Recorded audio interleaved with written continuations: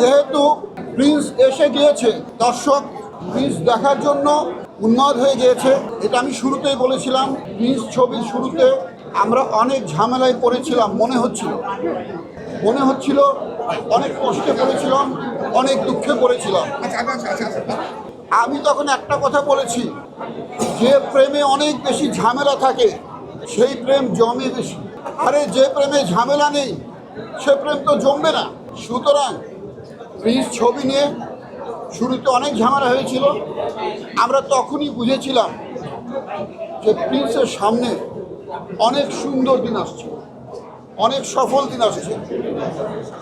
আজকে প্রিন্স দেখতে দর্শকরা যে কষ্টে পড়েছেন, যে ঝামেলায় পড়েছেন, যে হতাশায় পড়েছেন, অবশ্যই এই হতাশা কেটে যাবে এবং প্রিন্সের মতো একটা সুন্দর ছবি, দর্শকপ্রিয় ছবি অবশ্যই দর্শকদের কাছে অনেক অনেক অনেক প্রিয় হবে।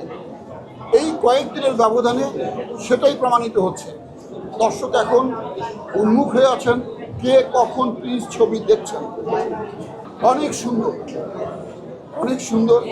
আমরা শ্রীলঙ্কায় কাজ করেছি, দেশের বাইরে কয়েক জায়গাতেই কাজ করেছি। সব জায়গায় কাজের অভিজ্ঞতা অনেক সুন্দর। কারণ আমাদের প্রডিউসার আমার ডান পাশে, আমার ডিরেক্টর বাম পাশে, তারা ছিলেন অত্যন্ত শিল্পী বান্ধব। এ বিষয়টা কিন্তু অত্যন্ত গুরুত্বপূর্ণ। একজন প্রডিউসার যদি শিল্পী বান্ধব না হন, একজন পরিচালক যদি শিল্পী বান্ধব না হন, তাহলে কিন্তু শিল্পীর জন্য এবং টোটাল টেকনিক্যাল ক্রুর জন্য কাজ করাটা সমস্যা হয়ে যায়।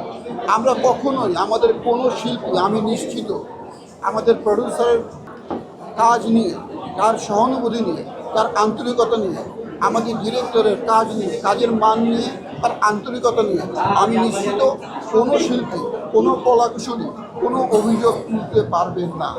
এটা আমাদের বড় অ্যাচিভমেন্ট ছিল।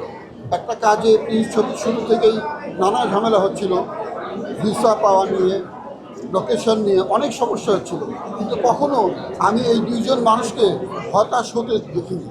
তারা এখনও যেরকম হাসছেন, শুরু থেকে শেষ পর্যন্ত তারা হাসির মধ্যেই ছিলেন। এটা আমাদের টোটাল প্রিন্স টিমের